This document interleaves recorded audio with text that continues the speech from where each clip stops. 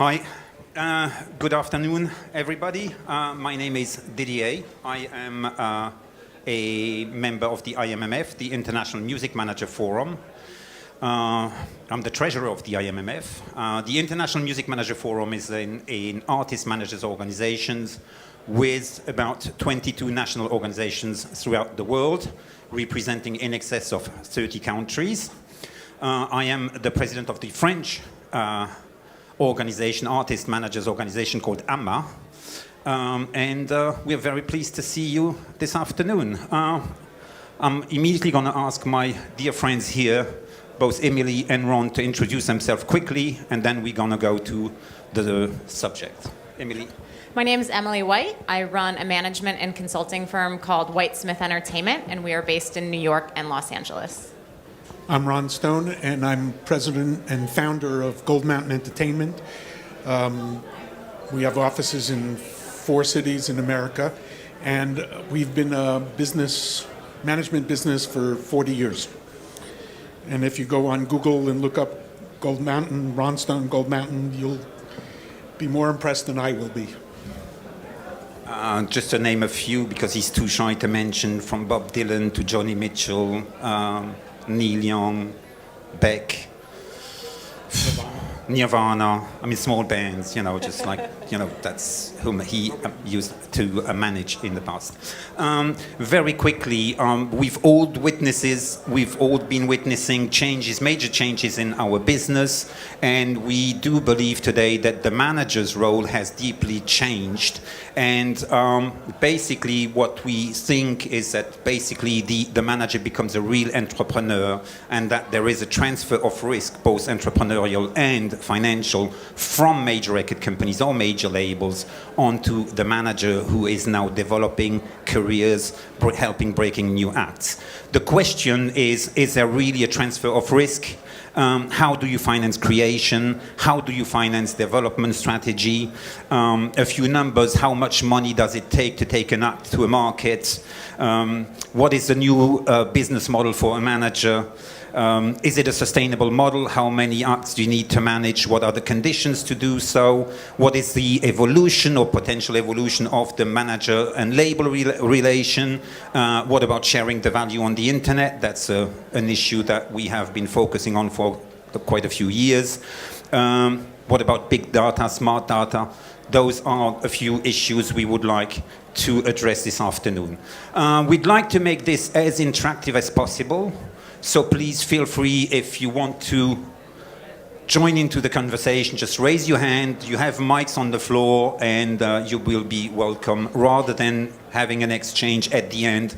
It's not a Q&A session. Ending this panel, it's during the panel. Don't hesitate, just raise your hand, and you can interrupt and ask either Emily or Ron whatever question you have. To start, please, Ron, maybe, what is a manager's role, and what's the evolution as you've been around for quite some time?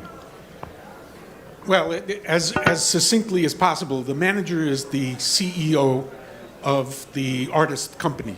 The artist doesn't like to think of themselves as a company, but it's the music business. The music is the energy, and the business is what functions.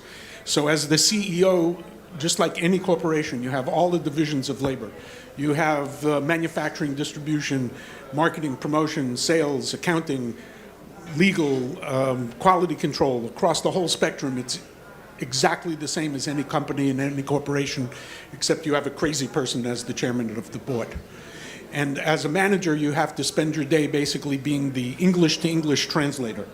You have to explain to the artist what's going on and try to figure out what the artist is saying in order to interpret their desires and their goals to the business people that you've set in motion.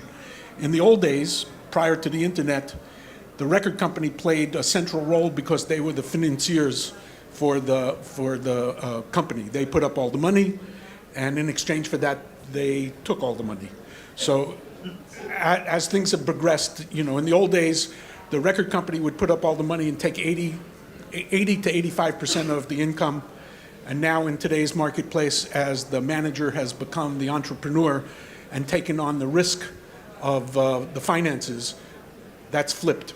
Because now you do need a distribution company, and strangely enough, all the big companies that used to be the primary drivers financially for all the finances for the record company, from the record company, have now taken on the role of distribution. All the major companies own all the distribution. Nothing has changed in that sphere. So no matter how you raise the money, no matter how you create the money, you still have to deal with the big companies as distributors. But the profit has switched. The artist or the entrepreneur entity that's been created between the manager and the artist, they get 80%, and the record company in the form of distribution gets the 20%, which has all sorts of complications. But Emily, your turn. Same question? What a manager does? Sure. Same question. Yeah, so a manager sets the short and long-term goals with the artist, and we assemble the ancillary team members around the artist or inherit those team members and maybe make changes, if it makes sense. And then we make sure that team is working towards the short and long-term goals for the artist. So if someone's slacking, that, like Ron said, we're the CEO. We need to make sure the team is engaged and that they're working as hard as possible for the artist. We're also the liaison generally between the artist and the team, and definitely between the artist and kind of everyone else. So we help filter all the business and everything that comes to our office so the artist can focus on art. That being said, we're incredibly transparent about everything we do in management, and in my world we are. And we share everything with our artists, and they approve everything. So as much as I want my artists focusing on art, I do make sure that they have all the information of everything that they're doing. So I might answer the same questions over and over, but they do have a record of it. They do have it in email, and they can transparently see everything that's going on with the business side of their career. So can I, just so you don't think I'm being flipped when I went like this, what I like to do with the artist is I like to give them choices amongst things I've already filtered out all the bad ideas. So in other words, I give them choices amongst 2 or 3 things, or even 4 or 5 things, of things I already know I can make work, so that they don't choose something that paints me into a corner where I can't. So honesty is not exactly the most essential ingredient. Okay, can we talk about the manager's business model?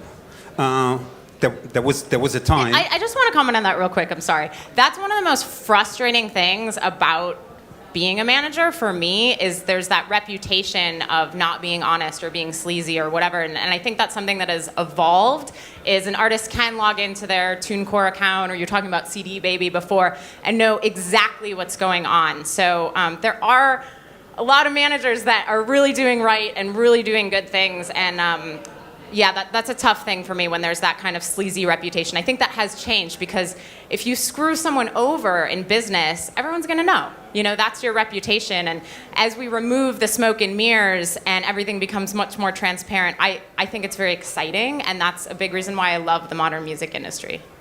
Okay, Did she just call me sleazy? That's why I understood. Oh, okay. But that is something that I'll let you guys maybe sort out a bit later. Okay, fine. Yeah? Okay, good. There will be a private talk afterwards. Meanwhile, getting back to the business model, I'm going to get there. I want to talk about business models. There was a time there was a simple contract. There was a percentage of incomes, net gross. That's not the point today, paid from the artist to the manager.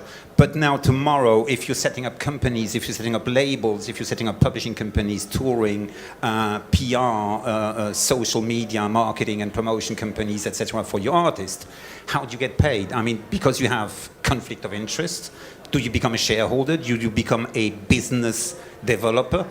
Do you work then? When you set up a company for your artist, do you then become a shareholder of the company, or is it on a project-by-project basis? How do you work? Well, here's where I get to defend myself about the sleazy part. Yes, please. I don't have any contracts with my clients in 45 years. I've never had a contract. Perfect. Okay, it's always transparent, and my deal is straightforward with everyone.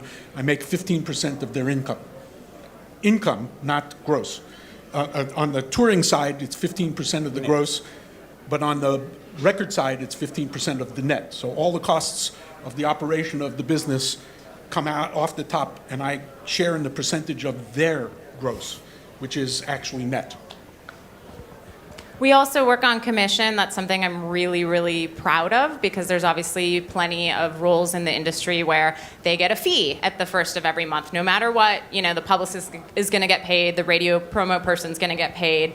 So generally, we only make money if our artist does, and we really live and die by them. So I love working directly with artists, and I love that we all succeed or we all fail together. I think that's a really, really honest way to work, actually.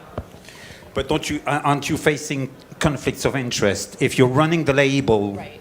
and being the manager at the same time, and same for the publishing and same, et cetera, et cetera? Yeah. When I've started labels, the artist has always owned it. So my thinking with that is I love it when the artist owns their master, maybe for the first time in 20 years, and they control that. So to be totally blunt, I've always just continued to work on commission as a manager and not gotten too involved with that, much to the chagrin of my attorney who wants me to be a shareholder and owner and all that. But when I set up artists, labels, or publishing companies, it's so the artist can own it.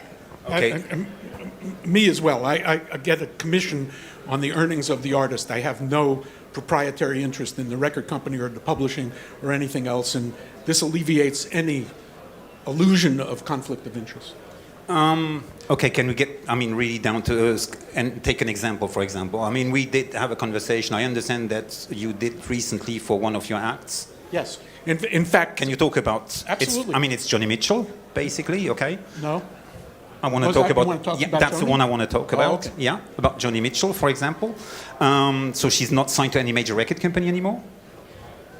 Not for new product, but her product exists in the world of Warner Brothers, who owns all the masters forever. That's a catalog exploitation. Yes, and that's catalog.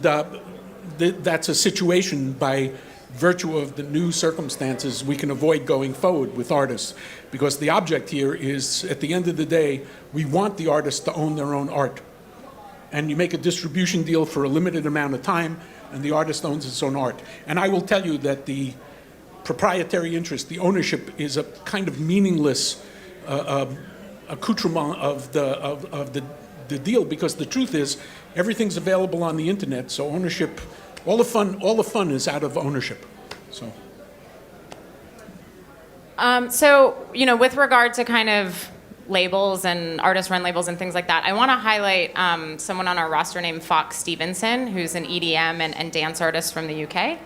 And Fox is on Spinnin' in Europe, and he's on Firepower in the US, and he has his own label called Cloudhead that generates significant revenue every month. So that's been something that's very fascinating for me, where we're not necessarily on a major or on an indie or just doing our own thing. We're doing all of the above, and it's kind of blowing my mind. I co-manage Fox with someone who's younger than me, so I'm learning a lot about the EDM scene and kind of teaching my co-manager the business. But to me, when I realized we were on 3 labels, and those other labels, which are totally legit, are letting us also have our own label, it doesn't really get more modern than that. I think that's going to change in EDM as it did in hip-hop, as the majors come in and get more involved with, it's not a new genre, it's been around a long time, but obviously it's hitting the tipping point. So that's something that's really exciting.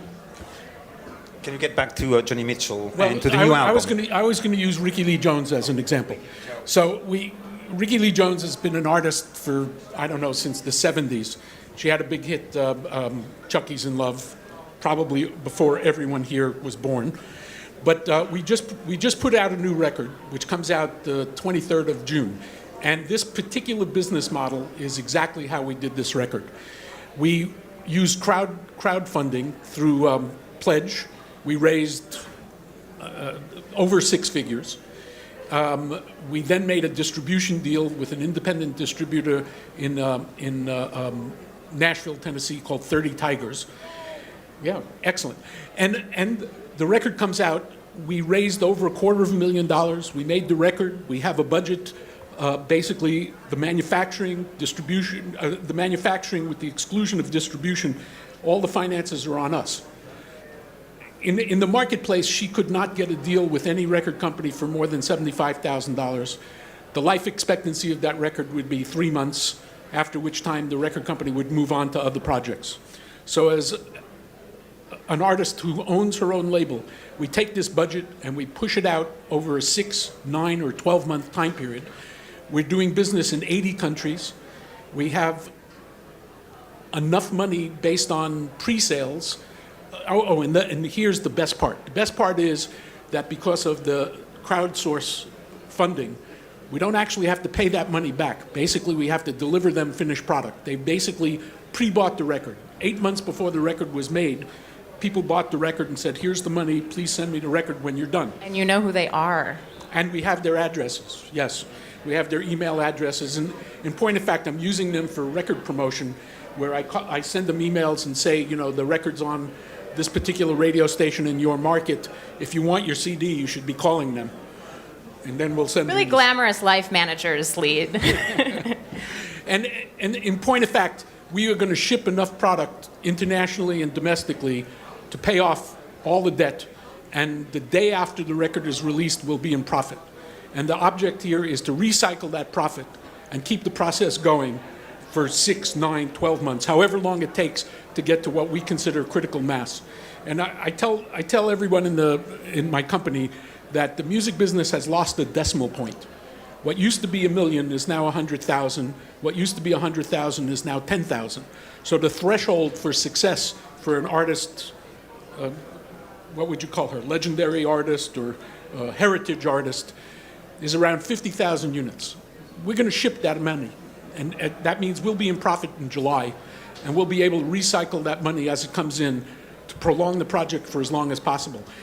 The key ingredient here, which has changed dramatically over the past 20 years, is that there's no expectation to make any money selling records. Zero. In the old days, you used to go on tour to promote the sale of the record. Now the sale of the record is a promotional tool we use for touring. The economics are just obvious. And even in the old days, you made 15 to 20% of the sale of the CD, and on the concert tour, you make 40 to 50%. So if a CD sells for $10 or $15, you're making $1.50, $1.75. If a concert ticket sells for $40, you're making $20. Where's the money? Everything is geared towards touring and touring income. So the record becomes a marketing tool. And for a manager to have control of the finances in terms of how that money is spent for marketing and promoting that record, it becomes a tool that we marry to the touring business, and we get tremendous bang for the buck. In the old days, you buy an ad in Rolling Stone, it would cost $15,000, and it's like the shotgun theory. You're hoping to hit your audience. But now you take that same $15,000 and you spend $1,500 in 10 markets, and you target your audience, through the internet, through people don't understand that you can buy advertising on cable television for $300 for 30 seconds. So you can go into Boston and you can buy 10 ads on Boston on a cable channel that's showing in America the hot show is Jon Stewart. So you could buy a 30-second spot on Jon Stewart for $300. And you could target your specific demographic in that market and get much more bang for the buck than the record company's approach. They would never think, nor would they bother, to spend money for television advertising on a record. And yet, cable advertising is cheaper than radio advertising. Sorry. That's okay. Before we go, maybe more, because this is a real invitation to go into numbers, to know if the business is sustainable, what kind of investment does it take to bring an act to the market. Before we get more into exactly, do you have any questions here, please, from the floor? Hi. I was wondering about that previous campaign for that heritage artist, and you mentioned you raised a further $250,000. Six figures. Six figures. That was on pledge, but then did you go ahead and raise more money to make it all happen, or was that you used that? The money we raised from pledge was for the actual making of the record. Okay. The distribution deal finances the marketing and promotion going forward. Okay, so with a distribution deal, you'll get an advance up front as well to cover. Yes. Okay, so once that was the debt you were referring to. Once that was paid off, yes, you'd be in profit. that debt has to be paid off. But so if you raise $250,000 and half of it is raised from crowdsource, then you only have to pay back $125,000. So in the old days, an artist would make $1.50 a record. In this particular model, you make between $5 and $6 a record.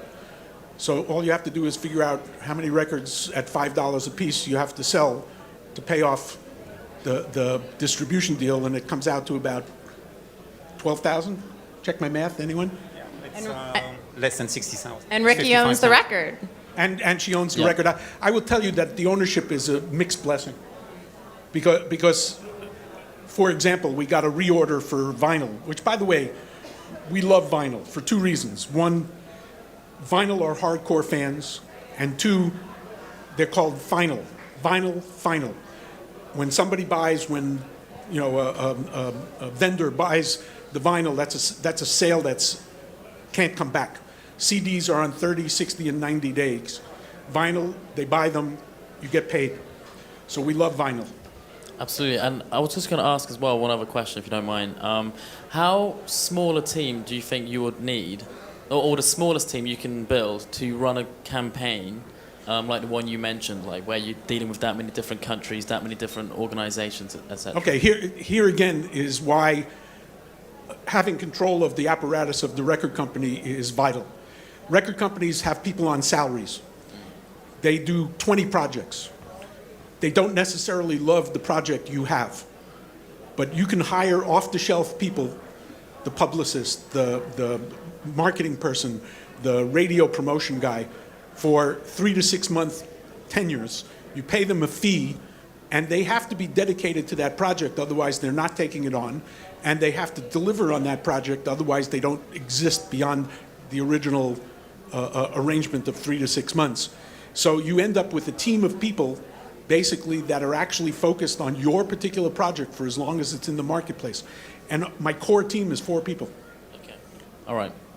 So really, that's manageable by most people. But Well, thank you very much. you could do it with one person, except Yeah, it depends on the size of the artist. I mean, I was 19 when I started with the Dresden Dolls. There were 2 people in the band. There was Amanda from the band, Brian, and me, and we collected all that information and went all over the world. Working with 30 Tigers, there's a great staff in Nashville helping out. So it totally depends, but I started as an intern with Dresden Dolls, and that turned out to be very successful. So sometimes there can be too many cooks, But your team is basically what you can afford. Mm-hmm. In other words, you're hiring off-the-shelf talent, which, by the way, there's thousands of people to choose from because they're all unemployed from the record companies. And they're talented, and they're motivated, and you don't have to put them in an office, and you don't have to pay their health insurance. It's a really, really good deal. You get a lot of service for your money. Right, okay.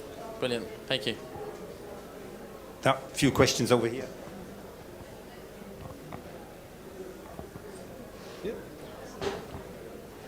Hi.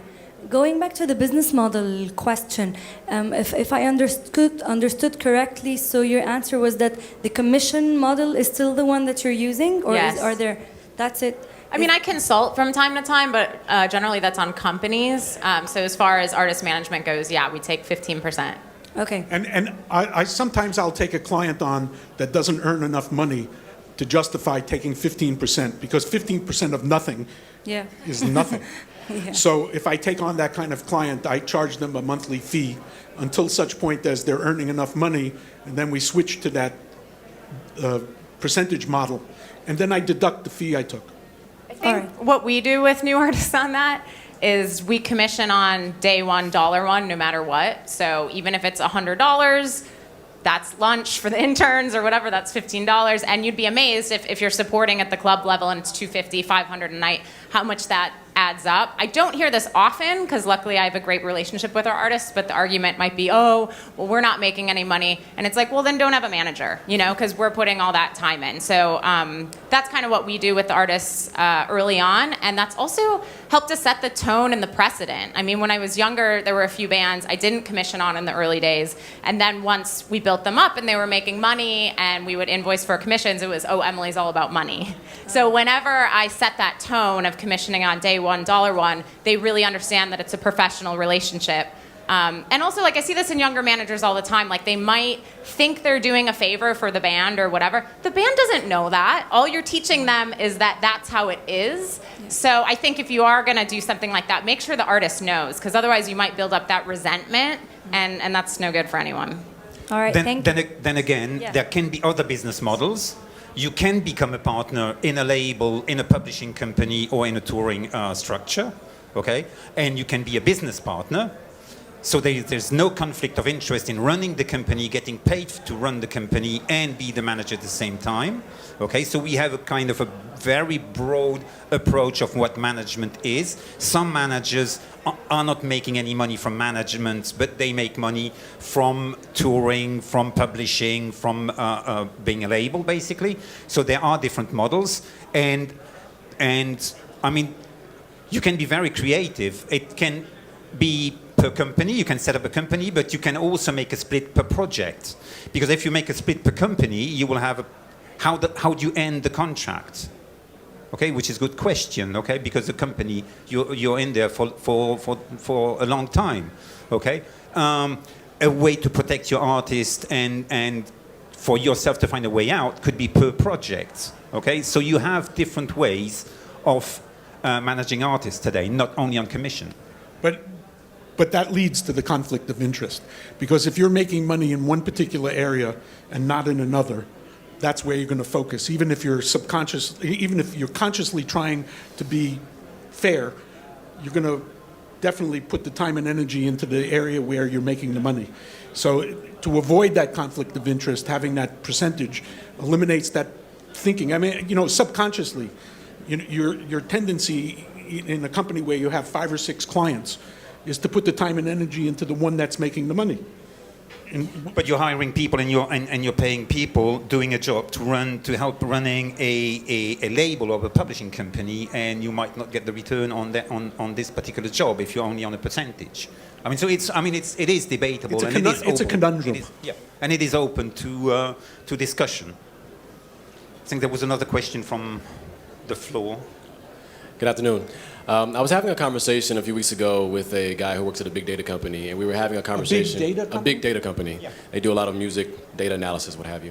And we had this conversation around exactly what you were saying, how everything is flipped upside down, where the album is a more promotional tool for the live performance and touring.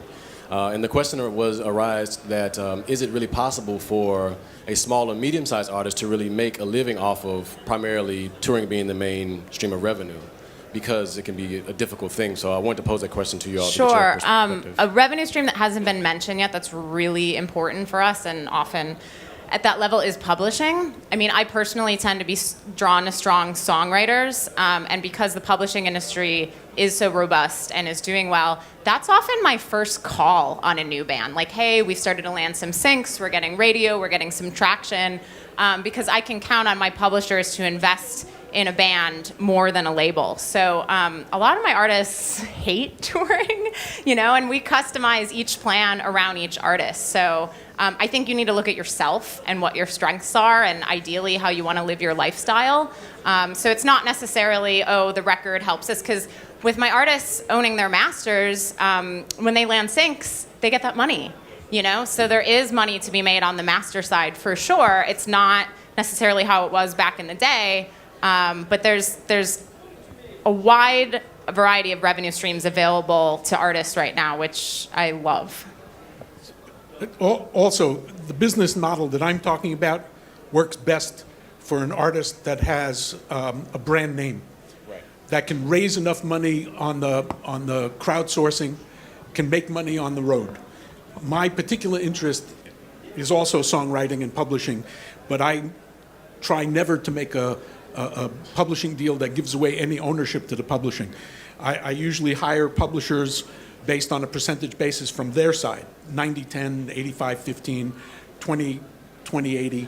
But basically, I try to make my artists understand that 10, 15 years from now, that publishing money is all the income they're ever going to have going forward. And if I want to do right by my client, I try and keep them from selling their publishing. Publishers make money by investing for ownership. So if you sell your publishing for 25% or 50%, you've sold that asset forever for money that you use up in a year or two, but you pay for the rest of your life. So if you can afford not to take an advance from publishing, 10, 15 years later, that's the smartest thing you can do. Most artists, you know, they have this attitude that the first couple of albums are, you know, they're just starting out, they'll sell their publishing without really understanding the ramifications of that. And also for licensing purposes, going forward, to own your own publishing is to have a future. But notice it's not 100%. You know, I've presented here before because a lot of people get very scared of publishing. Even industry people are scared of publishing because there were so many bad deals before. I explain this to my artists all the time. You can do whatever you want with your publishing, which is really exciting. And when I look at, you know, the artist pie and the various rights that are available, that might be one where we do give up a percentage once in a while. And it totally depends. It could be a young artist and we've used that money to tour, to go to South by, to hire a publicist and all these things. Or I know people that have put down payments on their homes with it. You know, so it completely depends, and that's been much more reliable and consistent income than trying to hit up labels all the time. And to underline the fact that I'm not as sleazy as she thinks I am, publishing advances are commissionable income. So I'm willing to forego the commission on the publishing for the long-term benefit for both the artist and myself. I will admit my greed is long-term as opposed to immediate. That's smart. So he's sleazy and she's only interested in money. It's perfect. I mean, you know, can we talk about music? No, that's not the issue. Music? Talking, yeah, exactly. No, you didn't know, right? No, I know. So basically, is it a sustainable business today? How many acts are you guys working with? How much money does it take to go to the market, bring a project to the market? Is it sustainable? Is it something you would recommend to do? I teach a class at UCLA and in the Graduate School of Business about music, and my first lecture tells them that they should all go to medical school or law school and forget the music business. It's an interesting dichotomy. When I started out, it was the late 60s, and there were no rules. We kind of made up the business as we went along. And in a strange circumstance, we're in that same business now.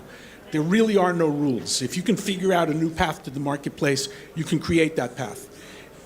I don't think it's sustainable because the music business, there was a scary thing in the Wall Street Journal. In 1999, before Napster, the music business worldwide was $36 billion collectively, all sources of income. Now that number is 18 billion, which means over the past 25 years, we've lost 50% of the value of music in the marketplace. And we're in the fourth generation of kids who think music is for free. It's not sustainable. Well, maybe we shouldn't have sued them is the first problem. Sued who? Well, you know, if we would have, look, I was in high school at the time when Napster came out, and I remember thinking, God, I would pay 10, 20, I would pay $50 a month for this service. And obviously hindsight's 2020.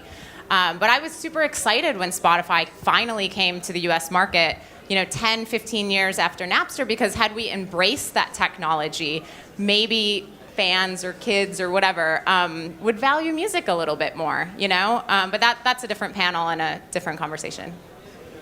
If I ask my question, sorry, I've been... Sure. Sorry. Well, So- you're in charge, but...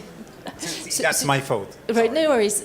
Rebounding on what was said earlier about the live business, the touring business being quite a big generator of income, how about performing rights collected by societies as well as sync? Is that also avenues that managers are exploring as well? Oh, yeah, of course, absolutely. But keep in mind, performing rights, most of that income is generated by broadcast, either internet broadcast or celestial or radio. And interestingly enough, in England and I think in Europe, the artist participates in those royalties. In the US, the artist does not get paid for performance royalties on the radio. The New Millennium Copyright Act of 2000 gives the artist the participation in the performance only on the internet. The only people who get paid when a record is played on the radio are the publisher and the writer. The artist does not get paid. And clearly we're trying to correct that. But there's, you know, tens of millions of dollars that the artist could get their hands on if the law was changed. We are way ahead in Europe in terms of collecting societies, neighboring rights, Yes. and private copying. Way ahead of the US.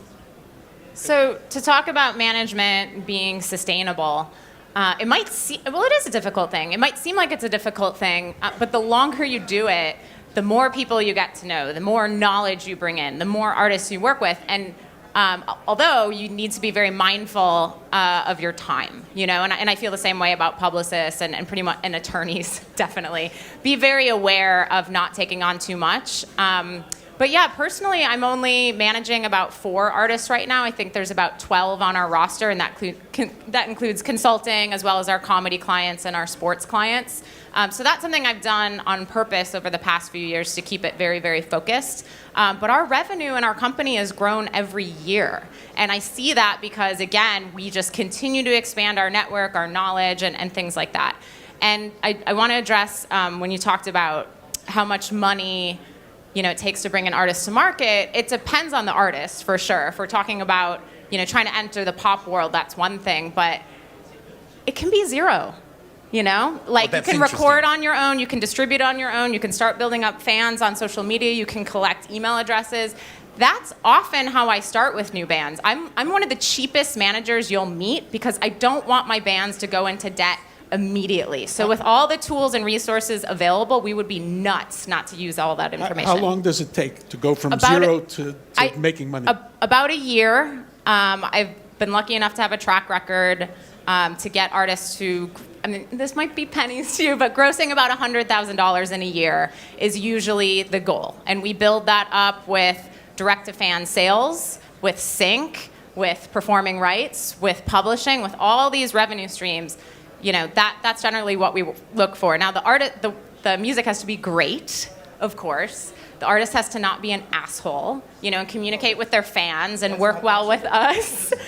Those are generally our 2 criteria when it comes to artists we work with. We have to love it, and they have to treat people well, because that makes a big difference with fans as well as the industry team. So to you, the new business model is applicable to artist development? Yes. You take it from zero. Do you agree, Ron? Here we go. I don't know whether it's a lifestyle choice or not, but I try not to take a client on that doesn't gross $1 million a year. The threshold for making money, even at $1 million a year, your commission, you have to pay people, you have to pay rent, you have overhead. At the end of the day, your $150,000 commission basically ends up $40,000 or $50,000 in cash in your pocket.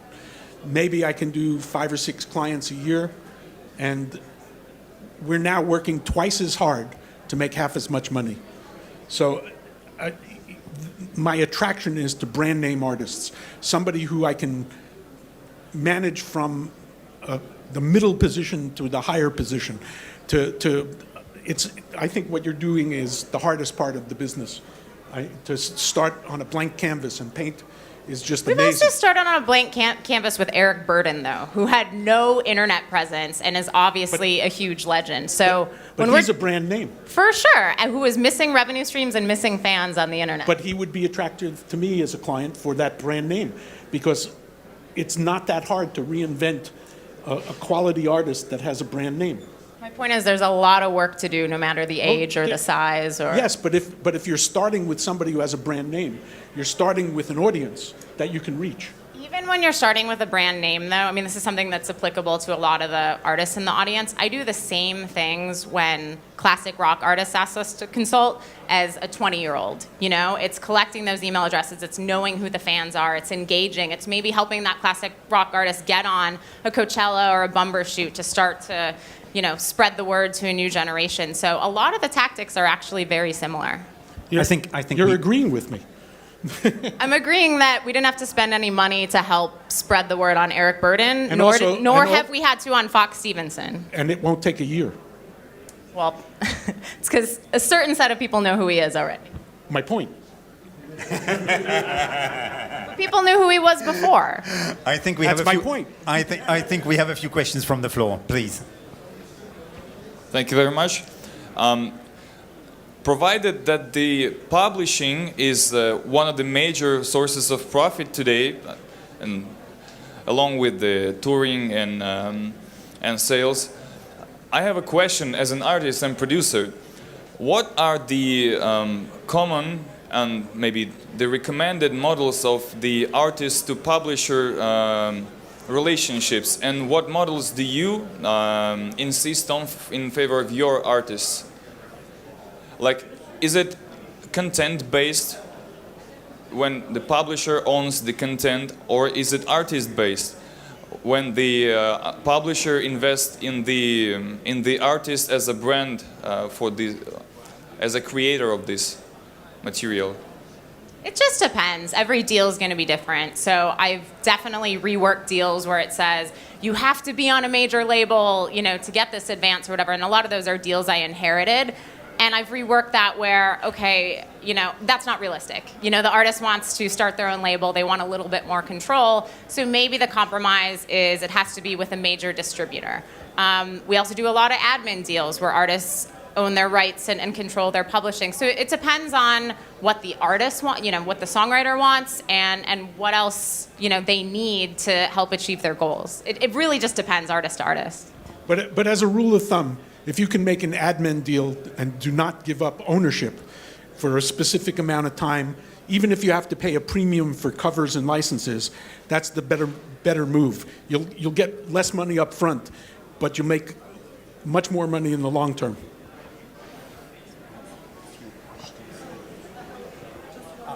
Hey, I'm back. Yes. So to come back to a part where you were telling us about the industry being worth 36 billion and now 18 billion, and you hooked in with the story about that you were interested in Napster as a kid and that you wished you had the ability to be able to pay for a service monthly, which we now have a little bit with Spotify. I'm very curious how you guys think about a service like Spotify as a revenue stream, because with us as a label, it is extremely disappointing, to be fair. What kind of music? Independent music. So just as a touchstone, on 1 million Spotify listens, you make a percentage of 1 penny. The artist will get somewhere between $6,000 and $8,000. It's not sustainable. What do you recommend instead? I recommend we take Spotify across our knee and spank them. But what is an alternative medium for people to listen to music? I don't think. I think these paths to the marketplace are established. What we have to do is we have to flex our muscles as the artist and get them to pay a fair share. They're all making lots and lots and lots of money, and the artist is not getting a fair share. So let's clear. Well, you understand this, Yeah. but let's just clear something up. Streaming platforms, which is what we should say, not just Spotify, pay rights holders.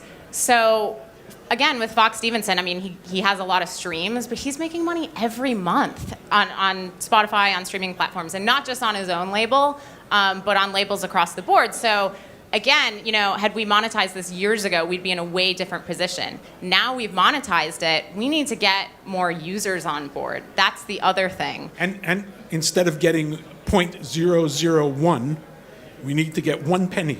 And you know what is actually amazing when everybody complains about the 0.001 or whatever? It's not actually a sustainable business model. What I would love to see is a streaming platform where, take all the revenue that comes in, whether it's $100,000 or $100 million, and divide it evenly by amount of streams, Exactly. and make that publicly available. And I was talking to one of my artists That's insane.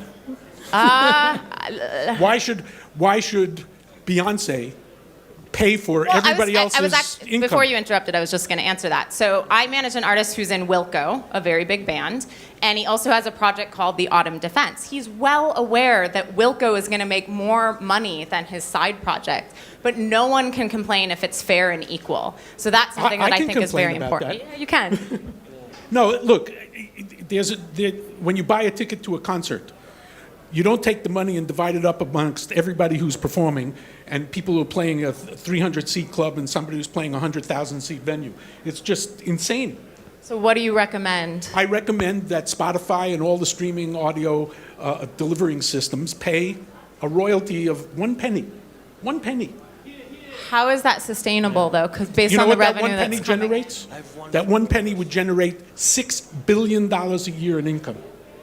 Well, you should tell them that. Yes. Can I ask you one quick follow-up question? You were mentioning that you were, bringing a new record out from the artist from the 70s, Ricky Lee Jones. Do you also release that on Spotify? And Yes. do you have tips about timing? Well, what we've done with Spotify is we've given them the first song. Her demographic is somewhere between 35 and 60. They're not listening to Spotify. They're not participating. But we want to stick our toe in the water and figure it out. So we released the first song on Spotify, and we'll see what happens. For example, on when I said that, a million Spotify hits generated $6,800, that was for Ricky Lee Jones. So the bottom line is we don't want to leave that money on the table, but we do not want to focus on it. We do not want to pay attention on. For a new artist, Spotify is legitimate opportunity. But keep in mind, Spotify is now a $5 billion a year company, and the artist gets paid 0.001 for every. The only good thing about Spotify is you get paid every time somebody streams it, forever, which means every time they stream it. You used to buy a CD and pay, $10. That was it. Okay, now if a song sustains itself for 10 years on Spotify, you may end up making more money on Spotify, even at 0.001, than you would be selling the record. But there's an inequity here that's just unconscionable to me, that the people who own the pathway to the marketplace are skimming off 99.99% of the income. The artist is generating the reason that they're making that money. The artist needs to get a bigger share, period. I want to comment on windowing real quick. Again, each artist is different, so we tailor each campaign. I'm not a big fan of windowing because I don't want to miss a single fan. It depends, we live in such an ADD society. If someone's on Spotify or Rdio or Deezer or whatever, and they go to look for the music and they don't find it, they're just going to move on to something else. That said, I've just been getting Matthew Friedberger from the Fiery Furnaces organized, and they've released like 10 albums or something. There's been no data collection. So right now, his new self-release is on Bandcamp. We're doing an app thing with Freeform and things like that, and I'm being very meticulous about recapturing that fan base because nobody's done that before. But as we get things going, like Six Music just played the album, so I'm like, okay, we need to start distributing further because of what I just said. I don't want to miss a single fan. So I think you need to look at each artist and see what makes sense. But I don't understand, I wrote an article about this, I don't understand why labels aren't leading with Bandcamp and Noise Trade and things like that, because assuming your label has kind of a similar genre to each artist, you just want to be communicating as directly as possible, as consistently as possible over the years to your audience. So, and to follow that up, when you're putting out records as a manager who's now taken on the responsibility of a record company, it's a bell-shaped curve.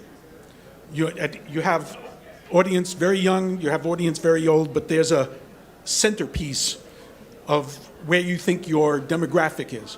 Well, that's where you have to put your resources, because you have limited resources. So when you get out to the edges, you're not really allocating monies to those edges. Yes, you want every fan, but you can't spend money chasing the smallest piece. I think there was a question over here. Hi. I have a comment on Spotify and then a question about something else. I think it's important to understand when Spotify put out their press release on the 2 billion royalty to artists, what that word artists means. And it is in fact a payout to the 4 rights holders, of which the lion's share goes to the label. So in fact, the writers, publishers and performers get a really, really small amount of that royalty. Yeah, that's what we were saying before, it's rights holders. Yeah, but the business model we're talking about is putting out records, the artist putting out its own record. So that eliminates the lion's share going to a label. The lion's share now comes to the artist who's putting out their own record. I appreciate that. I just wanted to really say that as a point of clarification in all of these talks, where when we say artist, we mean the proportion of money going to the label is but not necessarily here, because Ricky owns her album, a lot of mine do, so it just depends. But I agree with you. That's something I point out a lot. It's a transparency issue. Again, the business model for me works best if the artist is the writer, the publisher, and the owner of the record. Then 100% of that income comes to the artist. And those are the attractive aspects of creating this particular business model. As I said, it's not applicable to every artist. Some artists will, truth is, if you believe your artist has no long-term application in the marketplace, go to the record company and get as much money as you can. Get a big advance for publishing, take a big advance for your merchandise and take a big advance on the next tour. Take and the when money they and burn run. out a year later, you've already been paid for 5 years. So my question, with your manager's hat on,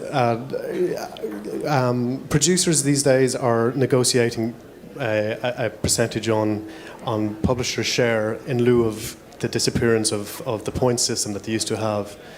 What is your reaction to that? Is that something that's happening in general? I manage some producers. They tend to be artists as well. When it comes to publishing, I'm pretty strict about that. If you write the song, you get some publishing. Where it does get a little bit more creative is maybe participating in the master and sync and things like that. But we see three things. There's certain rates for a major, there's certain rates for an indie, and there's certain rates for self-release. And at the self-release level, because there's more control, we can often have the producer participate on sync, on sales, and things like that. So again, kind of talking about publishing, we make the deals up as we go. I kind of have that to go off of, but we can get really creative depending on the situation. So what I do when I have a producer, we create a penny rate. In other words, if the record sells at $10 or $12, we pay the producer based on a penny rate. What would 4 points on a regular record deal mean financially? And then we create a percentage. So if the producer will get somewhere between 10 and 15% of the profit, the net profit, based on a calculation of how many songs they had on the record. So if there's 10 songs on the record and the producer produced all 10 to 15% of that penny rate.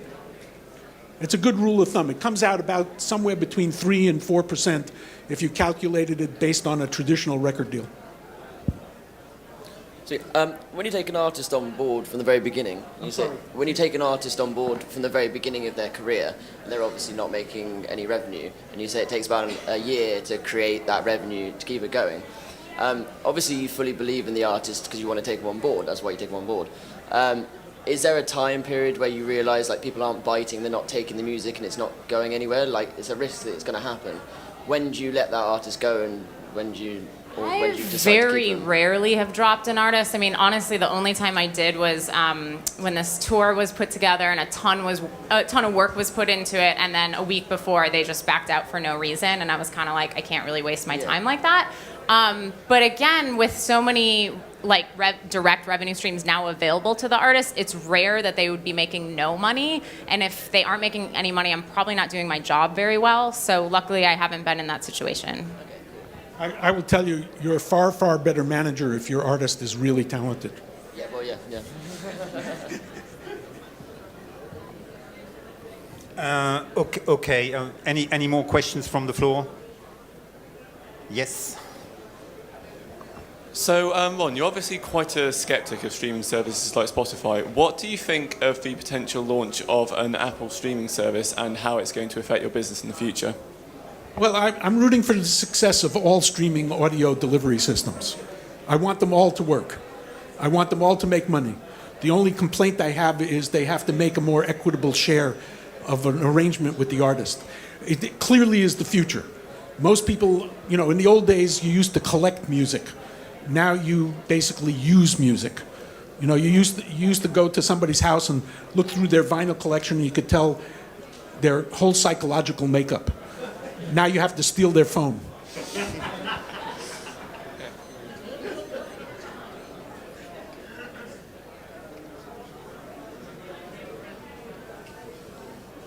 So I've asked a question, but I want to ask another one if you don't mind. It's let's say you take an artist who's emerging, and they've already got a bit of a big fan base, and they want to release their album as a surprise. So something like Pledge Music wouldn't be an avenue they could use, but they're interested in private investment. Have you ever dealt with, let's say... Yeah, sorry.